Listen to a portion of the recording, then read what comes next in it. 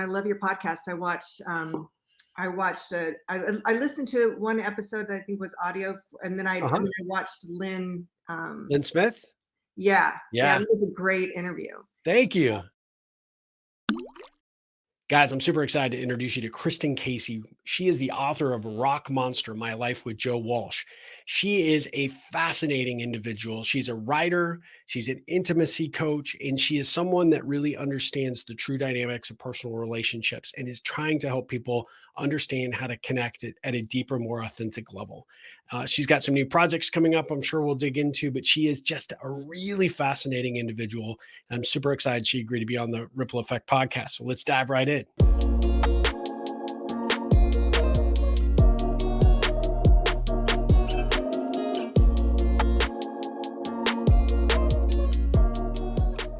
Hey guys, welcome to another episode of the Ripple Effect podcast. I am super excited to introduce you to Kristin Casey. Kristin, welcome to the show. How are you? I'm doing great. Glad to be here. I'm excited to have you. I mean, it is kind of odd. You and I have actually known each other a little bit through Facebook for a while now, but we're both in Austin, but we've actually never seen each other face to face. And we're in the same town. I guess we probably could have done this live, but it's great to see you. Yeah, you too. I'm glad we were getting to do it at all. And Austin's grown so much that honestly, it's become a big city somehow. It has, yeah. And so even seeing people in the city is a little bit of a challenge these days, just getting from one end to the other. I mean, you went to college here, so you kind of have the same appreciation I do. I moved here in '93, and the city is just vastly different than it was back then. You moved here when? In '93? In '93, yeah. Yeah. Oh yeah, Yep. It's crazy different. And I moved here in '86. Yeah. No, '85. And it's completely different. And you used to run into people that you knew all the time, and you still do, kind of in crazy places. I mean, it does still have a little bit of that small town vibe. Like you might be in a grocery store somewhere, or like for me, an AA meeting, and I'll run into someone from 30 years ago I thought was dead.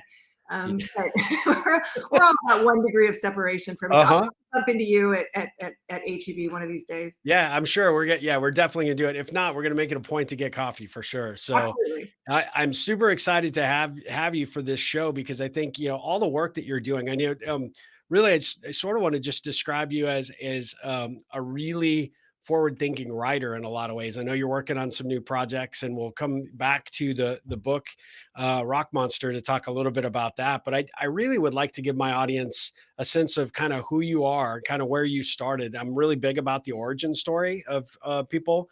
That sort of informs kind of who they become as later on in their life and as adults. Could you give our audience just a little brief background about where you came from, sort of how you ended up on this path that you're on now? Yeah, sure. So how I ended up on this path. I was born in San Diego to what was really a typical middle class family. My parents were pretty religious, and we were slightly upwardly mobile. We every 5 years we got a slightly bigger house, and we had a really nice life in San Diego. We went water skiing every weekend. We went to church every Sunday, and I think I went to church twice a week because I went to Catholic schools. But there was no physical abuse. My mother was kind of hypercritical, and so she and I had a really rough time of it. And a lot of my insecurities and this tuning out of my emotions kind of started back then. That's really what led to my alcoholism and my addictions. And then, we had this big move when I was a teenager, and we went from this really beautiful home in San Diego where I just started making friends at 15 and fitting in. It's a hard time at 15. That's a tough age. Yeah. Right? So, and then all of a sudden, halfway through my high school years, I'm finally starting to kind of feel like I'm get a sense of identity a little bit. And then we were uprooted and moved to the panhandle of Texas. And it was really sudden, and it was really awful. My father went bankrupt. And so, everybody handled it probably better than I probably handled it the worst of everyone, but it was just such a shock to the system. And I started drinking as a way to manage, because, I was in a new town, and I was a punk rock chick, and there was like one other punk rocker in the whole panhandle of Texas. And thank God for him, because we became best friends like overnight. That's good. Yeah. But we also were binge drinkers, both of us. So we just drank away our sorrows every Friday and Saturday. So by the time I got to Austin a couple years later to go to UT, I was a serious hardcore drinker. And I did well in high school because I really loved school, but I was so intimidated by the size of UT, Mhm. almost 50,000 students or something at that time. And I had so little belief in myself, and my relationship with the parents had deteriorated, through my teen years. And so I really felt completely all alone in the world, completely lost at UT. I really wanted to be a writer. I had wanted to be a writer since I was 11 or 13. In fact, I'll tell you that story. When I was 11, I read a book of short stories by Roald Dahl. And two of those short stories were nonfiction. They were like personal essays, like memoir Mhm. type pieces. And I loved the whole book. I read it over and over again. And at 13 and at 11, I remember thinking, especially because of those two personal essays, because that's what I write, is memoir. Yep. I remember thinking, God, I would love to do this someday. I really would love to be a writer. But I didn't really, at 11, I was already insecure. I didn't think I could do it. And then at 13, I read The World According to Garp. And I loved that book so much. I was so amazed by how he just, everything connected, and the just the beautiful use of metaphor. And I just decided at 13, I want to do this. I want to be a writer. And Wow. so by the time I got to UT, I decided I wanted to be a screenwriter, which to this day I still do. I'm still pursuing that. But I was such an alcoholic, and I started hanging out with sort of the drug addicted faction of the punk scene. Because there was a lot of really cool punks, a lot of them who were straight edge, didn't use, and there Yeah. were kind of friends of mine right from the get go too. But I gravitated, because I just had the self-destructive streak in me, Yeah. towards the speed freaks. And I Uh, very quickly became a speed freak myself. And by the end of my first semester, I was addicted to intravenous meth. oh. It was a very, very fast, hard tumble. Oh. And so I dropped out of UT and tumbled a bit further. And then I just woke up one day. Right, I was so out of it after binging, like a 3-day binge. I'm driving down the wrong side of the road with my headlights out, and I Oh. almost have a head-on collision. And that was kind of my wake-up call. Um, and I quit doing drugs on my own, and I realized I have to get my act together. So I started going to ACC, community college, but I had to pay back all these student loans and grants, and I had no job. And so Mm. I'd spent all my grant money on meth, on drugs. Mm. And yeah, so Yeah. a neighbor told me about this strip club. He said, not that I think you're that kind of girl, but I mean, if you need money fast. And I couldn't get it, I had rent to pay. So I started stripping, fell in love with it, quit hard drugs completely, used, little acid, little mushrooms, which, if, you're from Austin, Yep. you got here in the 90s, but, in the 80s, that was not really considered drug taking. Yeah. Yeah. Yeah. The way I was doing. I mean, ecstasy was still legal. But I quit hard drugs. And then around that time, a couple years into dancing, my drinking did, kind of get worse, because it's basically replacing meth with Yeah. alcohol. But I was doing well in school, and I was kind of slowly getting my act together. And then I met this rock star who was coming through town, and we fell in love really quickly. And so I started traveling with him and dropped out of school again, and eventually moved in with him, started going to school. So I moved in with him in LA, started going to college again. And then he invited me to Japan. He's touring all over the world. There was a trip to Yep. Japan. I dropped out of school for a third time. And at that point, I'd probably written a couple of short stories, maybe a few poems. I think one of the stories was probably pretty good. One of them was probably pretty bad. And then I had all the freedom in the world. He bought me a fabulous electronic typewriter, and I couldn't write a word, because as soon as I moved in with him, I became a raging cocaine addict. So now I'm a raging Oh. alcoholic, a raging cocaine addict. And then I think within less than a year, I'd blown a hole in my septum. So I started, in order to preserve what was left of my nose, I started smoking crack instead of snorting coke. And so Oh. within a few years of that, like, my boyfriend had had enough. We were fighting all the time. We really were in love. We were engaged, but it had gotten really ugly. And this is the book that I detail Yep. the story that I detail in my book. So we broke up, and I moved to Vegas and started stripping again, and spiraling really, really badly. Now, I had quit the coke and the crack because I didn't have my rock star's money Right. um, Right. Yeah. to pay for it anymore. And so, but I was drinking myself to death. I mean, like, purposely drinking myself to death, because what happened when we broke up was that I realized I had completely lost my sense of identity. I'd given up my writing, which, was in its infancy, but still something I was really passionate Yeah. about. And at the time, really the thing that I felt like the only thing that I was capable of doing. And the only thing that I really loved, the only thing that kind of gave me purpose. And I mean, aside from stripping, and obviously that's not a lifelong career. Yeah. So I just felt like the hole in the donut, as they say. I mean, I just felt like if I wasn't Joe, his name was Joe Walsh Yep. for the Eagles. And I thought if I wasn't Joe Walsh's girlfriend anymore, then who was I? I was just wasting space. You know, I just had no identity at all and no belief in myself. And so I decided to drink myself to death. And I spent the next couple of years trying to do that. And, you know, clearly it didn't work. I had sort of an epiphany one morning as it was actually, I had alcohol poisoning really, really bad. So bad I couldn't move, I couldn't speak. I was just projectile vomiting over and over all morning and just kind of waiting for myself to die that day. Wow. And then as I laid there all day wondering when it was going to happen, I started thinking about this, you know, whole plan that I had put into place about drinking myself to death. And it just, you know, kind of hit me like this epiphany, like this is not how I meant to go. Because the truth is I always believed in some kind of higher power. You know, I Hmm. didn't really have much. It wasn't the God that my Catholic parents had given me, but I believed in something. And I knew that I was put here. I believed that we were all put here with some sort of purpose. And I thought, well, I've clearly, whatever mine was, I've ruined, I've blown it. But life is a gift, and I'm going to have to try again. I'm going to have to try to find a way to get sober and try again and see if I can just make something out of this life.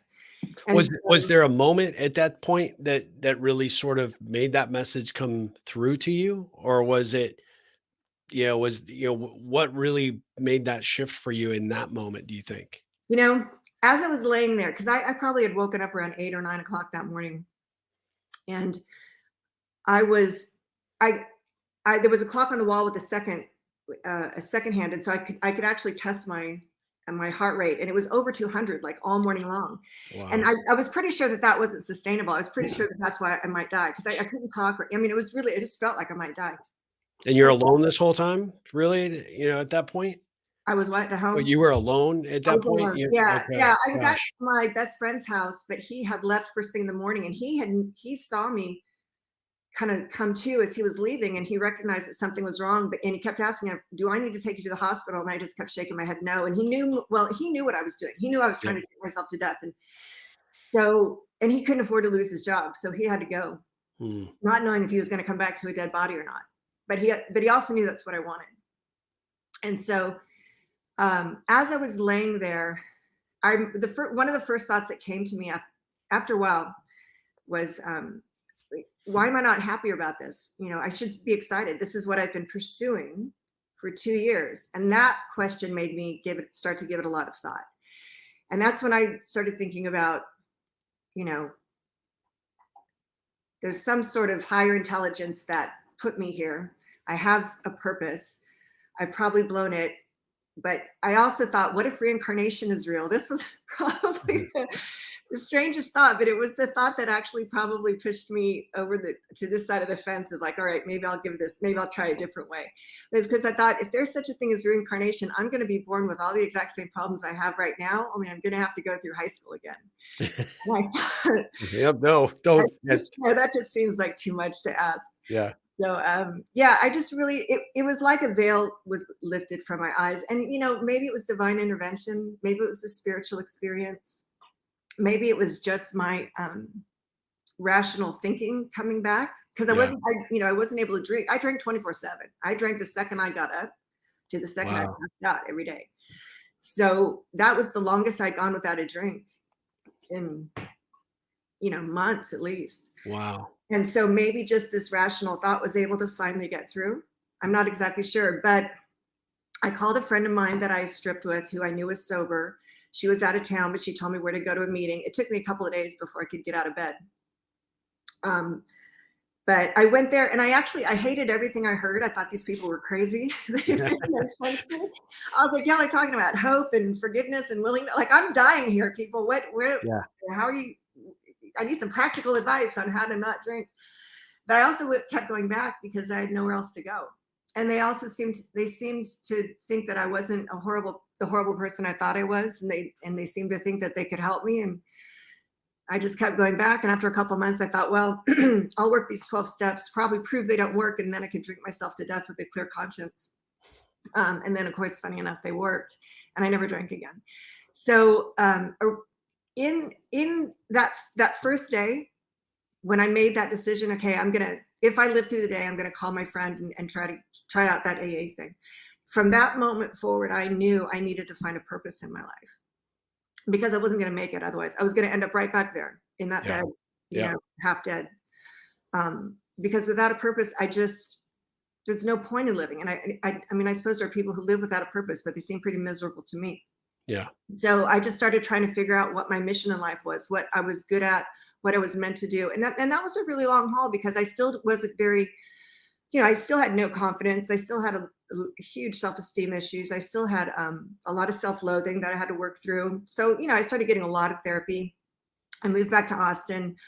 I got out of the sex industry temporarily, because at the time I had no boundaries, so it wasn't a healthy place for me. And that's not to say that it can't be done in a healthy way, because I really do believe it can, and I've done it in healthy ways since then. I went back to stripping in my late 30s for a while, but at the time it wasn't healthy for me. So I got into real estate, started running, started working out, going to a lot of meetings, just really trying to rebuild my body, because I had done a tremendous amount of damage.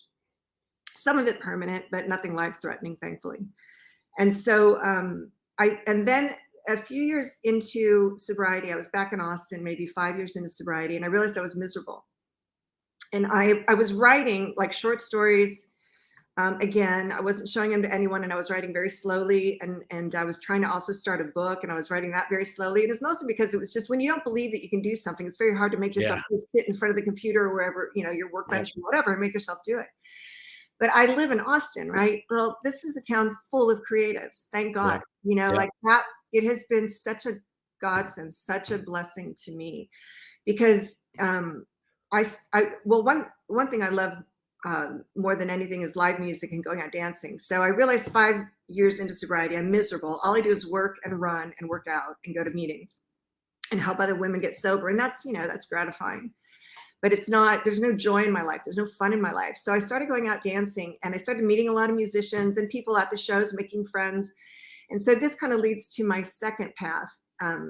Around this time, I slowly start writing more, because I thought, if these songwriters I'm meeting can be putting themselves out there in front of audiences, big or small, in coffee shops or Antone's or wherever, I mean, I can at least put pen to paper and not show it to somebody. I just felt like if they can do it, and I was making friends with them, and they were very encouraging, and they were photographers and writers and songwriters and artists of all kind. And so I really allowed myself to start talking to people. So this is kind of the second path I was talking about. Like, what my day job right now, even though I'm on hiatus as I write my second book, is intimacy coaching.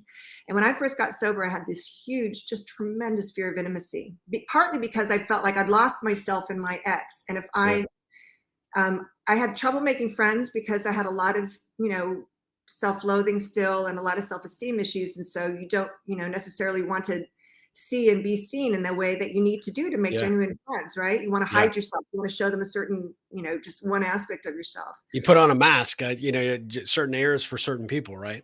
Exactly. And that's no way to really establish genuine intimacy, neither with friends or romantically. And that was the other thing. Like, I was desperate for, companionship and romantic connection. And quite frankly, I had a high sex drive. I really wanted some of that too, but I couldn't, that was even harder for me. Making friends was hard, but allowing myself to see and be seen intimately in a way to date someone or have a boyfriend was next to impossible for me. So again, this wonderful live music scene was so helpful in that area, because, it's where a lot of people go to meet members of the opposite sex, or whatever sex you're into, I guess, and to start dating. And so I slowly started putting my toe in the water in that way. And there was,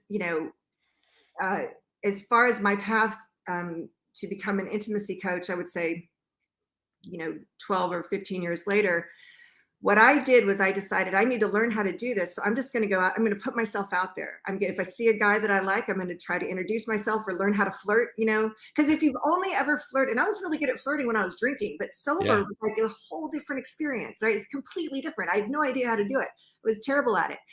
It would either come on too strong or not strong enough.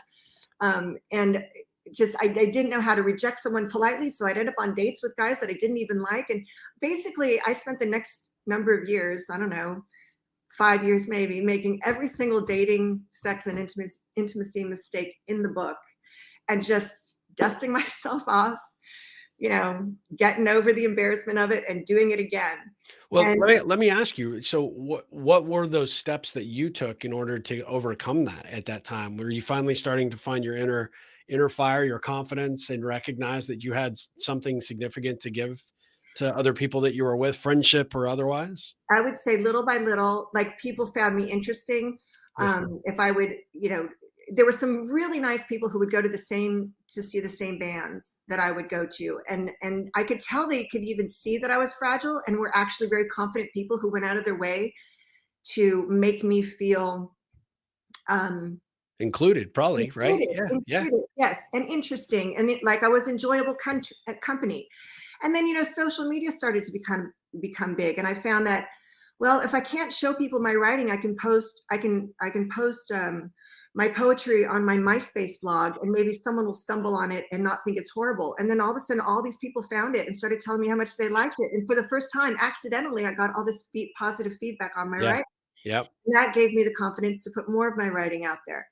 And then, uh, so social media actually helped me make friends too, because it was a really helpful way for a shy introvert with low self-esteem to kind of slowly put yourself out there. I mean, there's a lot of problems with social media, but it's also incredibly helpful in a lot of ways. So there was that. And then as far as dating, I mean, like I said, I had a very high motivation to get that part of my life right. Like I Yeah. really, it's a very big, it's always been sex and dating have always been a very important part of my life. So, I would just kind of keep trying. I was constantly meeting people, because when you go in to see different bands, different guys will come up to you. And so I was constantly meeting people. And if I would face plant, if I would say something embarrassing or get rejected, put myself out there and that I like this guy, and then get rejected, or maybe we'd have a fling, but it was just a fling to him and I'd really fall for him, and that hurt. Again, you just dust yourself off and try again. But, I was in therapy.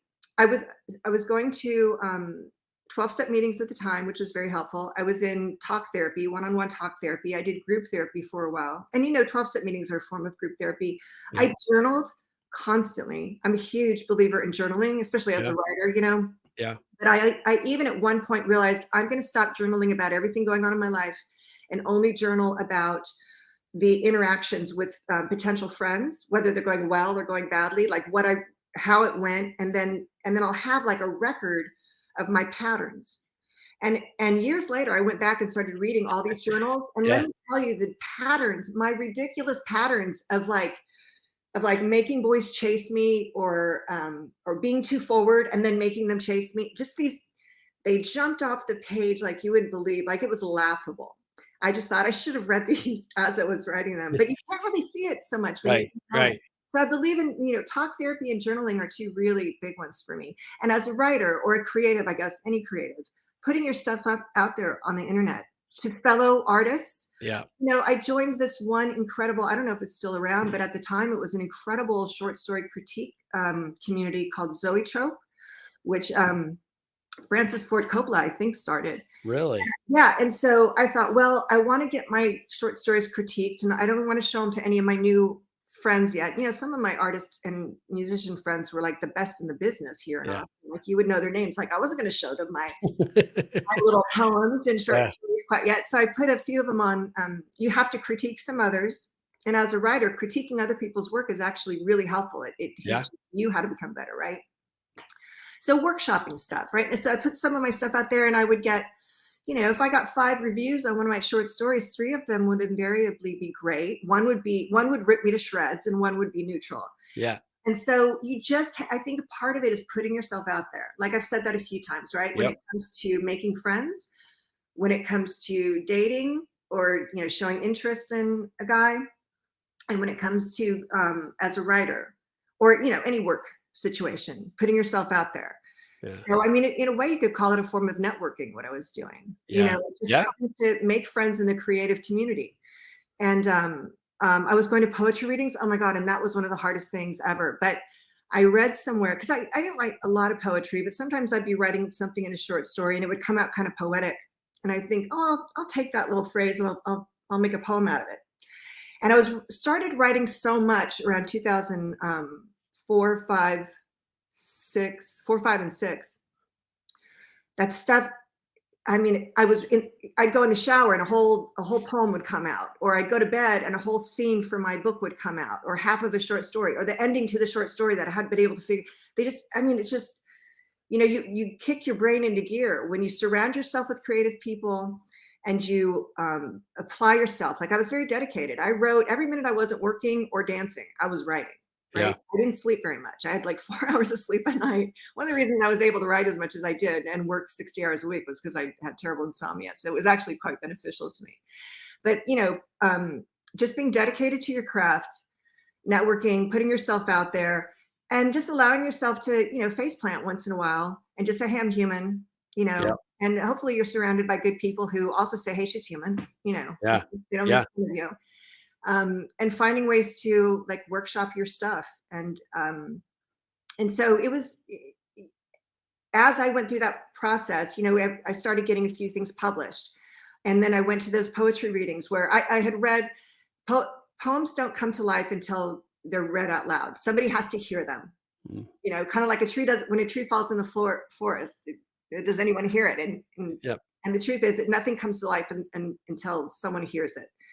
Nothing written, I guess, or at least poetry. So I started going to these poetry readings, and I have a huge fear. I'm very nervous right now. I don't like being on camera. I don't even like doing interviews on the phone with some obscure, radio station, with a local radio station in the middle of Kentucky or something. Like, I get very nervous. Well, you and I have that in common. It's the introverted shyness in Yeah. us, right? That makes it very uncomfortable. But nobody would know that seeing you because Oh, you you're don't think so? confident and oh yeah, you have amazing presence, right? You have Thank you. confidence that comes across, and certainly your story is your story, right? So you know that better than anything. But at the end of the day, I can see where the quiet confidence was building with your writing and the approach to bringing it to the world. I mean, there's so much that our audience will learn from this because it's so powerful. Thank you. Thank you so much. I mean, at the time, I was just trying to put one foot in front of the other. And I remember when I went to my first poetry reading, I mean, just sweating buckets, knowing that at some point I was going to have to raise my hand, right? Yeah. But I also recognized in that moment, just like going to a 12-step meeting or or hitting the dance floor, like, everybody else is nervous too. Everybody else at that poetry reading, almost, there are those weird people who can get up in front of a podium and Yeah. read their own poetry. I don't know where they come from. They're aliens. But 90% of us were like terrified. And then you applaud, and then you talk to them afterwards and say, oh, I really liked that poem about, your cat or whatever. Yeah. So supporting others comes back to you. And I only went to like 6 or so of those poetry readings, and I don't even remember the names of any of those people. But at the time, we were like this community. And by the 5th or 6th one, I'd walk in and we'd all be hugging each other and happy to Yeah. see each other. So having that kind of supportive community is really important. And Well, then you found your tribe, right? In a yeah, certain, at a pivotal time in a pivotal way, you found the people that are going to be there to support you. And yeah. that's the And you great thing, support right? them in return. What's that? Say that again? And you support them in return, That's right? right. Like, Yeah. you have to kind of go into this knowing that it's a reciprocal thing. And That's it right. also helps you get out of yourself, like you go somewhere and maybe you have a product that you're selling, or something you're trying to pitch, whether it's your friendship or your your widget. And maybe you get talking to a couple of people.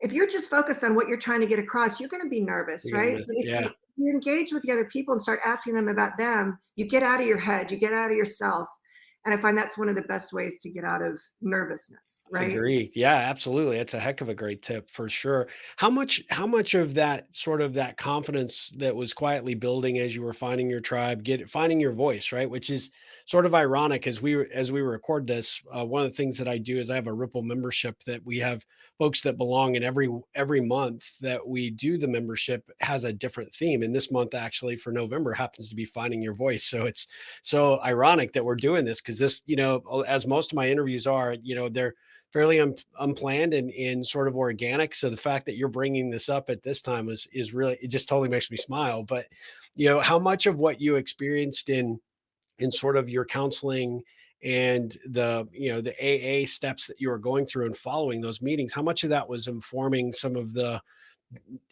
chances you were taking to put yourself out there and to really live with a different lens? Oh, I would say just quite a bit. First I want to say I know there are a lot of people who are able to get sober without the 12 steps, and good for them. I think that's Yep. fantastic. When I got sober, it was really the only thing available. Um, and thankfully it worked for me. Like it Yeah. worked really well. It was what I needed. Because the 12 steps represent these 12 timeless principles like surrender, forgiveness, acceptance, restitution, prayer and meditation, being of service, honesty. Like these are timeless principles that I really Yeah. needed to learn. And Yep. they gave me a foundation with which to live the rest of my life. So I don't actually go to meetings hardly ever anymore. Like occasionally I'll go, and if a friend of mine, if I'm with a friend who wants to go, I'll go, or a friend of mine wants to get sober, I'll take them. But the 12 steps I've integrated into my life, and I was doing it back then. I learned Yeah. back then, like, um, inventorying your resentments and fear. That's a really big one. That's like mainly steps 4 and 5. Yep. And so for me, it was, I had a lot of resentments, and I really was inventorying them on a regular basis. Every time I'd feel one of them rise up. But the fear is what was blocking me from making friends, from dating more successfully, from dating to the point where I could actually have a healthy boyfriend relationship. And so I was constantly inventorying my fear, like, where is this coming from? What's driving it? What do I feel is being threatened right now? My emotional security, my goal, what is it? So like there's a very specific process for how you inventory your fears. And so for me, I was like working that step just Yeah. mentally, Yeah. in my own mind and with my sponsor, like just constantly. Because once you're able to really analyze your fears, it takes a lot of the power away from them. Yeah. Once you see where they're coming from, and you can forgive yourself for having that. If you're having a fear because you're insecure about your value as a person, that's not the first thing that comes to mind when you're all of a sudden nervous when you meet a guy that you like. But if you can take a step back and go, I'm just being insecure because I have a little bit of a low self-worth in this area, and I don't have enough successes piled up next to my rejections or whatever. And it just takes, and there's ways to sort of self-talk.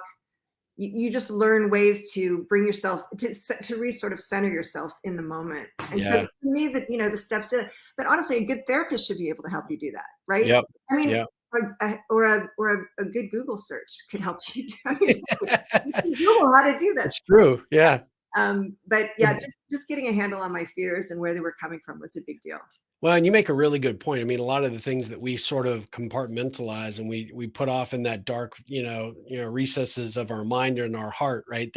They're hard to pull out, but when you shine a light on them and you start to really take them on, it becomes empowering to be able to start to realize, hey, these are things I can overcome. These are things that I can get beyond actually. And really, a lot of times, how much of what we've continued to pull and hold inside, is seated in the past of experiences or past bad relationships or comments or things that people have said or done to us that is just so freeing when you can release that, right? It's like a whole new world of opportunity opens up to you. Oh, absolutely. I mean, because they create these neural pathways that become your default Yep. thought process, Yeah. right? And so if you can build some new neural pathways, and reinforce those through more and more positive experiences, then you're golden. And that's what I do largely as an intimacy coach, right? Like I get a lot of guys who come in here with these very same insecure, like I get a lot of later life virgins or guys who, whether it's just dating coaching they need or intimacy coaching where they struggle to see and be seen or to get close Yeah. to somebody and Yeah. it's affecting their sexual performance. Sometimes that's another issue on top of that. A lot of times it's because they were bullied in high school or they moved around a lot or they had a really embarrassing interaction in high school or college, or they were othered somehow. And so those neural pathways get set and then they just start to create this pattern and then that pattern repeats. And so they'll come to me and through a series of sessions, I'll start to help them have positive experiences, talking to a woman, flirting with a woman, learning some seduction techniques, Hmm. learning how to touch and be touched. There's a lot of touch that's exchanged in my intimacy coaching sessions. And what that does is it creates these new neural pathways. Yeah. And I teach them some skills to go out in the world so they can, try them out on, women of their choosing. I usually work mostly with men Yeah. and typically straight men. So, and then what you have to do is just repetition at that point. You have to, because you have a lot of negative repetition, you have some positive. And so it takes time, right? You can't, I mean, some guys kind of seem to turn around overnight, but those guys generally had some sort of, like a divorce, maybe like they were doing really well and then they had a really difficult divorce. And so they had this one incident that over the course of a year kind of really threw them for a loop. And so they kind of need to get back on track. And then I have other guys, most of my clients who they're dealing with a lifetime of rejection or caving to fear or getting stuck in that really negative neural pathway that says, attraction leads to rejection or arousal leads to rejection or embarrassment or, whatever. And we do a lot of exercises in session where interaction and flirting and touch leads to pleasure and leads to intimacy and leads to connection. And so it's a lot of repetition in session and then they go out and repeat it. And so, yeah, I think a lot of people would probably be less hard on themselves if they realize this isn't just you being a big dork. This is a neural pathway in your Yeah. brain that you don't Yeah. have a lot of control over. Yeah. You need some help, some really focused attention to help you just rewire your brain a little bit. And Yeah. It's it's supposed to be very plastic, but we need help oftentimes doing that. Yeah, well, I kind of liken it to when I work with coaching clients that have really almost, I get a lot of individuals that are looking to get to their next level of their career, or they're trying to create better leadership teams, or they've got challenges with their relationships. And a lot of times it almost always comes down to sort of those repeated patterns that have just been reinforced, right? And I kind of liken it to the vinyl record that got the scratch. I mean, once it's there, it's just constant. You got to find a way to to reseat that record. You've got to create, like you said, those new neural pathways to overcome the behavior that they always default to. That's a And great it's tough. It's easier said than done, right? But a lot of times it comes with practice. It comes with a committed, partner like yourself that's there reinforcing and supporting and guiding, what a good coach does, right? You don't tell, but you inform and kind of, or you guide and direct and sort of inform of different approaches and strategies that they can take to really have better, more positive outcomes. And I mean, clearly that's why you're successful at what you do now. I mean, what do you think for this is kind of a direction for your career path? What's the most rewarding aspect of that? Is seeing people make those breakthroughs and find, the possibilities of life? Uh, I mean, yeah, you said it in a nutshell. The thing is, I have always believed, for myself personally, and probably for most other people, like I can't speak for everyone, but intimacy to me makes life worth living.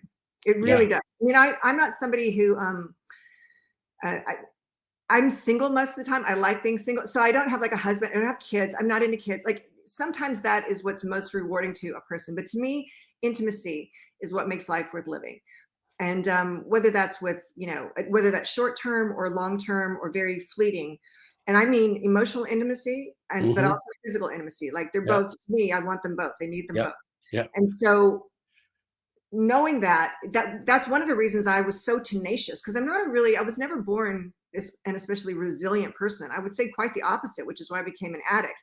But I was tenacious. So when I would face plant, when I would really like a guy and it would blow up in my face somehow, which happens frequently. The second book that I'm writing is actually it's all about these stories, this me face planting all through my 30s until I met this incredible guy and had this incredible relationship. And then it's a lot about that relationship. So it's about dating, sex, and intimacy and relationships. But where was I? Oh, so I went through my 30s without an intimacy coach, just doing it on my own, right? And when I would face plant, I would dust myself off, because what were my options? To become an introverted cat lady? I mean, that's not me. That's not ever That's gonna not be you. me. Yeah. I wanted dating, I wanted sex, I wanted companionship, I wanted it all. So I would keep going, and I finally, slowly figured it out and worked it out. And all of a sudden, I just, I'm the one area in my life I'm probably have supreme confidence is really in relationships. I Yeah. mean, I can't do an interview without getting nervous. I can't write a book without stressing out completely about every word. But I can, I'm probably going dancing. I can hit the floor and not think twice about it. And I can go up to any guy that I'm interested in, just start talking. But it took me 10 straight years to learn that. So when I have someone come in here and I can teach it to him in 1 session or 6 sessions, I mean, at the most, sometimes with guys who have really long-standing issues and maybe some sexual trauma and stuff like that, it might take 12 to 15 sessions. But generally, most of my clients are 2 to 6 sessions, sometimes 8. And I see them go from being a 40-year-old virgin to having a great dating life, and then a girlfriend, and then a wife. Yeah. And I know that how important, that ability, being able to have intimacy in my life was to me. I just think I helped multiple guys do it. And then when they write me emails, because I always tell them afterwards, just stay in touch, let me know how it's going. I answer all questions for free via email for all my former clients. And sometimes they'll come back for like a refresher, maybe once a year or whatever. But it is the most rewarding thing in the world. I actually have a little chills right now just thinking about it. And I tell you, I was 50 when I had my first book published, and I wanted to be a writer for almost 40 years by then, right? Yeah. I told you that story. As rewarding as it was, and as much confidence as that gave me in a lot of other areas of my life, nothing compares to having a really, really good session or series of sessions with my coaching clients and seeing how it turns their life around. I mean, I'm emotional just thinking about it. It's the ultimate ripple, right? I mean, you're helping guide them into a new path for their life, and it's super rewarding. So you can just see it on your face. I mean, it just explodes at how excited, the work, and the impact that your work, has on these people, which is great. Thanks. Yeah. So let's go back to your book and the project that you're working on now. So you got the book out, and what inspired you to write, Rock Monster? I mean, So that's the name of my book, Rock Monster: My Life yeah. with Walsh. And I always wanting to be a writer. And I was doing a lot of short stories, and most of my short stories were actually true stories that I was disguising as fiction, because I just had, I was living the rock and roll lifestyle. I had a lot of interesting stories, and I was getting them published as fiction. And so I thought maybe I'll write a fictionalized story, like a novel about, a rock star relationship, and just draw from my own life. But the truth is, I'm just better at writing memoir. I love reading. I don't read fiction. I'm like, how can I write a novel? I read like 1 novel a year. I read 49 memoirs a year. So Wow. maybe not. I read 50 books a year, but 25 of them are probably like on sexuality, psychology, that kind of thing, work-related stuff. And then the other 25 are memoirs, addiction memoirs, or relationship memoirs, or any kind. I'm addicted to memoirs. So I had actually thought, well, I can't do that, because out of loyalty to Joe, it's a very personal story. And this is the story is mostly about my addictions, my dependency, mostly, largely about my dependency on him as a person, codependency, dependency on the relationship, on this larger than life figure for my own identity, and then dependency on substances. So it's about me, but there's no way to tell it without revealing a lot of personal things that went on between he and I, right? Yeah. And quite frankly, it helps sell the book.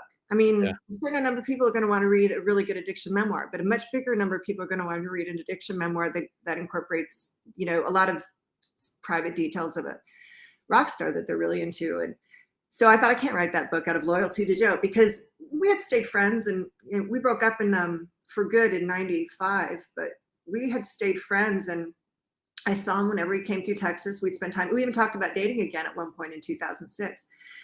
And then in 2012 or 13, I was just thinking about I had written a book, but it needed a lot of work. And I thought, I need to set this aside and maybe I'll write something else. And I thought, what am I really passionate about? And there were some aspects to mine and Joe's relationship, even beyond the addiction, that I thought these things don't get written about very much. The sexual incompatibility. And then a lot of just sort of the feminist angle. You know, a lot of women were in my position, whether maybe not with a rock star, but with a powerful partner, somebody who's just an alpha or whatever, and you lose, you know, or they just got married and had kids. How many women out there would say that you lose your identity when you get married and have kids, right? Yeah. So I thought it was kind of a universal theme. And I thought, not only that, but my story of addiction is, whether it's enmeshed with a portion of Joe's personal life story, it is my story. And my story of addiction and recovery are the most potent influences probably on who I've become as a person ever since. And if I'm going to write a memoir, which I just really wanted to do, it has to be that story. So I gave it a lot of thought. I probably spent 6 months every day rolling it around in my head. Do I have a right to do this? And I looked at it from every angle, and I thought, for me to not write the story would be like a fish refusing to swim for fear of causing a wave that disturbed a big fat whale on the other side of the ocean. I just thought, you know, Joe's so established.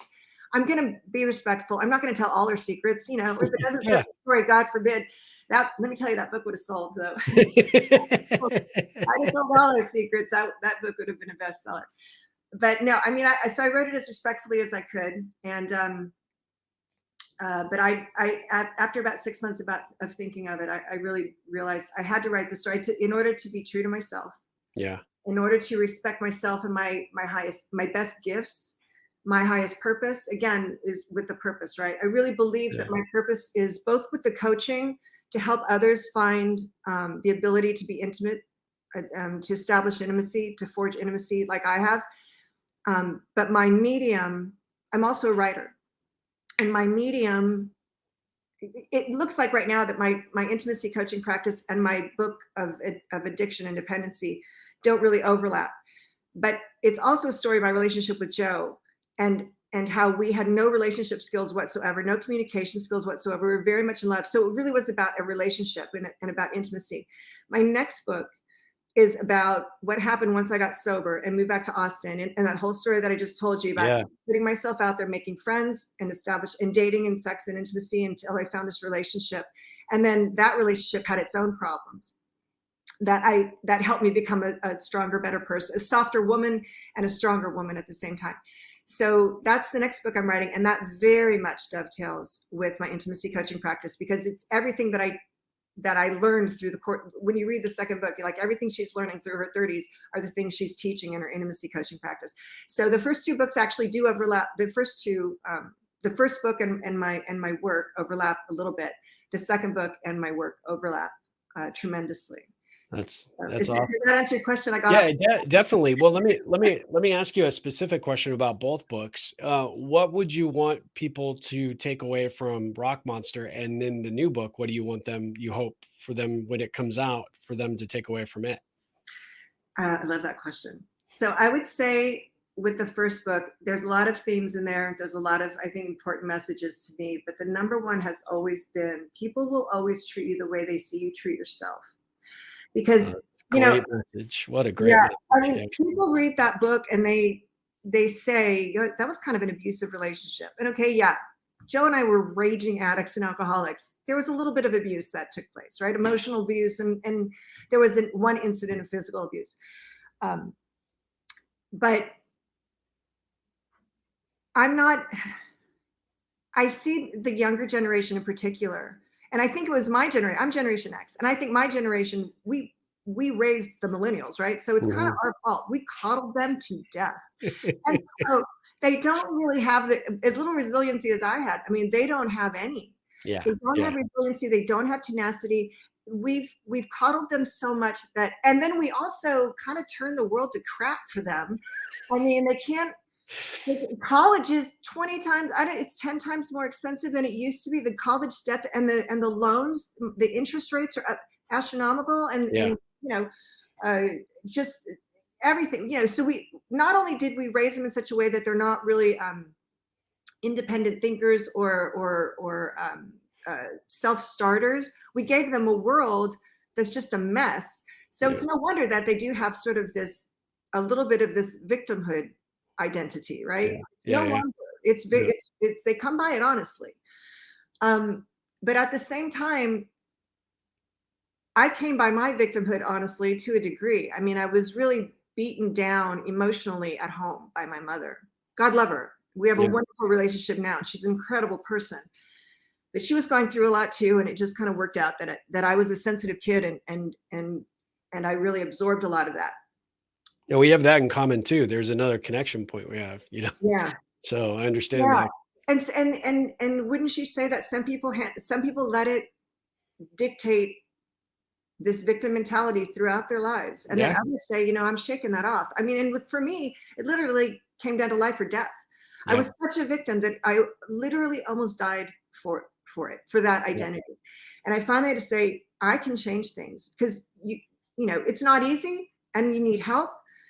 But for the most part, you have to find the motivation and the tenacity and the temerity to do it on your own, to keep putting yourself out there and just say, and what happened in that book, every time Joe was abusive or hurtful, or I ended up in a situation that was scary or uncomfortable or manipulative, I put myself there, because I was treating myself. I taught him how to treat me. I treated myself so badly back then.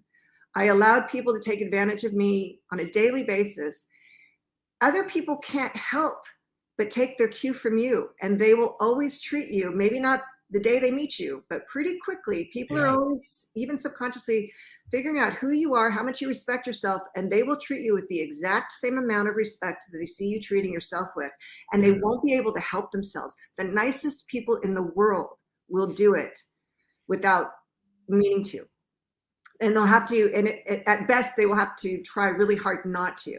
The nicest people in the world will find someone who treats himself with no respect at all, and it will take every ounce of energy they have to treat that person with respect. So I think that's just really key to that first book, is pay attention to how you're treating yourself, how you're coming across to other people. If you come across like a victim, that's how they're going to treat you. If you come across as somebody who's empowered, or at least like striving to be empowered, they're going to support you. They're going to treat you the same way. They're going to treat you with respect. They're going to, defer to you at times. It's almost magical how it works. It's not easy, but it is a simple concept. And the second book, I'm going to say, I think new themes will come out as I get further into it. Right now, I've just finished the outline, and then I got sidetracked by a second project that's kind of taken probably the rest of the year. So I'll start writing chapter 1 in book 2 in January, probably.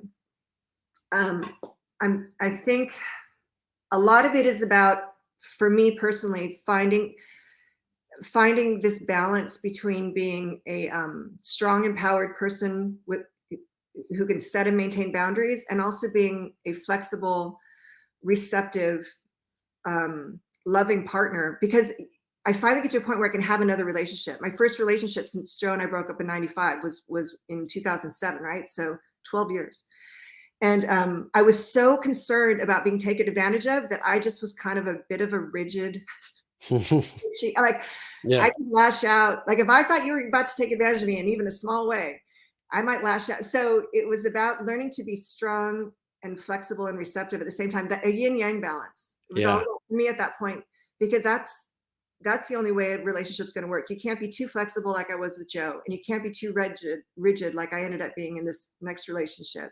You really have to know when to bend and when to step up. Yeah. So I had just started a yoga practice at the time, so there's a lot of metaphor. I learned a lot in yoga about, you have to be strong and flexible. If you're just flexible, you're going to get hurt. You're going to pull something. You're going to tear something. And if you're just strong, you're going to do the same thing. Because you'll be too stiff. So it's really the yin and the yang, like you said.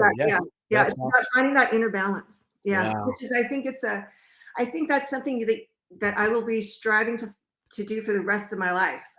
But I think I got to a point through that relationship, because that's the other thing. I think we learn the most about ourselves in relationship, right? You can say, well, I want to. One thing I learned through my 30s was every date I had, whether it was a one night stand or a 6 month relationship or a 10-year long flirtation, because that was in there too. You learn more about who you are and what your weaknesses and your strengths are. And if you pay attention, and if you're journaling or in therapy, you can take those weaknesses and turn them around. But if you're not paying attention, if you're not, every time I would face plant, I would be like, okay, maybe that guy was a bit of a jerk. Maybe he wasn't who I thought he was. Maybe he pretended to be someone he wasn't. But where did I go wrong in this relationship? What did I expect too much, or did I expect too little? Because often it's one of those two things. So Yeah. you have to kind of be looking for your own, what did I do to bring this on myself, kind of thing. You always have to have that question, and don't blame yourself entirely, because it's usually not entirely your fault. But I think a lot of people, it's sad to me to see that a lot of people aren't able to do that these days, I think. Well, I agree. I mean, one of the things I really admire about you and just hearing more about your story is that you're a constant searcher. You're looking for answers, and you're trying to arrive at solutions that fit you. And the like you talked about with the journaling piece, where you would go back and look at sort of those certain relationships and kind of why they happened the way they did. There is some real power in that, right? Success leaves clues in life and in relationships. Yeah. And, a lot of times taking the time to, honor that and, respect yourself enough to be able to record them and recognize those things as they happen. And then to throw yourself into the work that you do. And I mean, it just, the two ways you describe those books and what you want people to walk away from, it just, it gives me chills. I mean, it's awesome, and it's going to benefit a lot of people for sure. I'm just really, really, enamored with where you have come from and what you've done and what you've accomplished. And I know it's just the tip of the iceberg. I mean, there's bigger and even better things coming down the pipe for you. Let me ask you a couple of quick ripple questions, because I always like to finish this up, because I could talk to you all day. I mean, this is super, super fascinating, and we may have to have a follow-up interview at some point, because I know a lot of people are going to really respond well to this interview. But what do you think your superpower is now? I'm going to go with tenacity, because I have become a much more resilient person. Hmm. I will definitely say that. So, and if you want to get a book published in this publishing, the publishing world has changed. You It have has. to be resilient. So yeah, I mean, I hear people tell these stories about, oh God, I queried 50 agents before I got one. I'm like, I queried 150 agents. Like, I don't know anybody who queried as many agents as I did. And then of course someone from my top 10 emails me finally, and he's like, oh, by the way, I'm interested in your book. But still, you can't give up, if you want to get a book published, certainly. And then also, like, it's starting your own. I mean, you probably know better than I do, 10 times better than I do, starting your own business. You can't really give up, and you have to figure out, I think also I know myself. I really do. I know what my strengths and weaknesses are. And so when I'm starting a business like a coaching practice, I know that I'm going to be good at it. Right. And Yeah. that's really helpful. Sometimes you don't know, and you should just go ahead and go for it anyway. But if you know, then that can be a superpower, because you're going to waste a lot less time. So I'm pretty focused. I have a lot of self-awareness, but I'm also tenacious, because I think, and again, I have props to my mom, because I know I said a couple negative things about her, but I get that from my mom. Yeah, that's awesome. That's awesome. Let me ask you, I mean, obviously you went through some really struggling times, but as you are coming kind of out of that and you were sort of in, the recovery mindset, what do you think the best piece of advice that you received at that point for maybe someone that maybe is going through something similar right now in their own life? I got a lot of good advice. There were some amazing people in that program that, I mean, but I will tell you early on, I know exactly when this happened. I had 1 year sobriety, and at 1 year I was still in Las Vegas. And at 1 year, my home group would ask you, once you get a year chip, they ask you to do a speaker meeting. And one of the most uncomfortable moments in my life because again, I'm up at a podium in front of a bunch of people who care about me quite a bit and have gotten to know me for a year. But I still had so much self-doubt and self-loathing. And somewhere in that speaker meeting, I said, I basically, you just talk about how you ended up, being an addict, and then what happened and how bad it got, and then how the program helped you. And in that process, I said something to the effect like, my life has gotten so much better in the past year. I don't feel like I deserve it. And that just kind of popped out. I didn't really think about it, but it's kind of telling, right? Like, Yeah, very. and after that meeting, my friend Dave, um, just the most darling man. He was a very, very successful finance guy. And, my group was a bunch of Vegas, very eclectic people. We had a Mormon housewife, we had the construction worker, we had the half homeless guy, we had the stripper, and then we had the finance guy. And he comes up to me and he looks at me like I'm a little crazy. And he goes, "You're a beautiful child of God and you deserve to be sober and have a great life as much as anyone." And like, I'm looking at this guy thinking this guy's got it all. And he was looking at me like, "Don't you know that?" Yeah. And I thought, oh, like light bulb, like I deserve a good life. That was just, and I questioned it every single day for the next like 5 years. But I think that's something people don't hear enough, Yeah. like you Yeah. deserve a really good life. You really do. I love that. Oh, that's fantastic. What would you like the next 5 years of your life and career to look like? I mean, you're this phenomenal writer. You're an entrepreneur in your own right, and you're looking to do some really fun things, I think, with the work that you've done so far. But what do you think that next 5 years looks like for you? Well, I have two more books in me, maybe even a fourth that I know of. I mean, by the time I get the next two done, Yeah. I conceivably will have three more that want to get written. But I also really want to, I just love writing screenplays so much. And I just the other night came up with this. I'm not going to tell you what it is, but I think it's a hilarious, and I'm not really a comedic writer. I write some funny stuff, but it's about relationships. So here's what I want to do. In 5 years, I'll be 60. My first book came out when I was 50. I want to write two more before I'm 60. So I have three books come out in my 50s. Yeah. And I want to write this screenplay. And it's a funny take on dating, sex, and intimacy, basically. So it'd be kind of like a rom-com. I love it. Yeah. So I just really want to pursue my writing. I love coaching, and I don't know if I'll ever be able to fully give it up. I'm on hiatus until I really make a big dent in the second book. But I will probably continue to take a couple clients, like the really challenging cases, like the 50-year-old virgin or the 5-year-old virgin. I love working with them, and they can be kind of challenging. But I'll just do that on the side just because, like I said, it's very fulfilling. I just really want to pursue my writing. I love it. I love it. Well, what does the ripple effect mean to you? You've had so many ripples in your life. Yeah. It's about connection. You're not going to get like if you'd asked me, how do you want to become a success in your life? Do you want to sit at home and do it from the other end of a laptop? I'd be like, I'm fine with that. I don't ever want to meet. The few people I have to meet, like it was excruciating. I can't tell you how excruciating. Just even speaking up for a couple of minutes in an AA meeting among 10 of my closest confidants was excruciatingly hard for me for years into it. Like and going out and making friends in a club when I wasn't drinking and they all were but it's about connection. Like we're all connected, whether we know it or not, whether we engage with it or not. You can sit at home and try to do everything through a screen, or you can go out there and meet people and experience their energetic body.